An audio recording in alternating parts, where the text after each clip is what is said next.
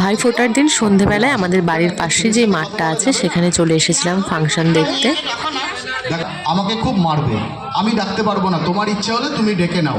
এই আমাকে মারবে না তো? না, তোমাকে মারবে না। আচ্ছা, তুমি এখানে কাউকে চেনো? হ্যাঁ, ওর মা এসেছে। তা ওর মাকে তোর কি দরকার? এই আমাদের বিয়ের কথাটা কাকা করে নাও।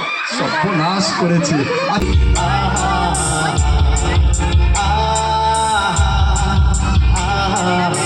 তোমাদের তো আগেই বলেছিলাম আমাদের এখানে দুর্গাপুজোর থেকে কালী পুজোটা বেশি আনন্দ করে হয়। তো আরও অনেক জায়গায় কালী পুজো হয়, আমরা সবাই মিলে সেইখানেই চলে এসেছিলাম। তারপর না এইখানে এই গেমটা খেলছিলাম, সবাই মিলেই খেলেছিলাম, কিন্তু কেউ গিফট পাইনি।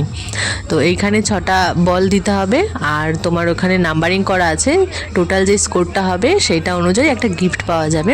আমি, আমার বর আর আমার ভাই 3জনেই কোনো গিফট পাইনি ওই 1-2 নাম্বারের জন্য।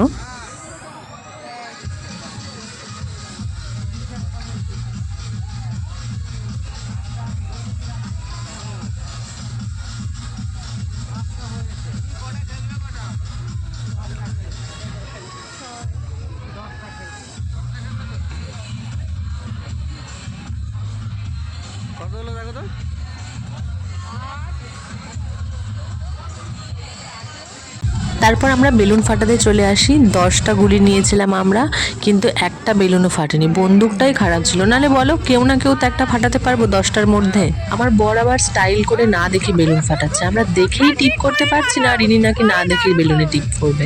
আমাদের পাড়ায় পরের দিনই ঠাকুরের বিসর্জন, আর এদিকে এখনো একদিন করে থাকবে কালী পুজোর ব্লগ এখানেই সমাপ্ত হলো। কেমন লাগলো অবশ্যই কমেন্টে জানিও।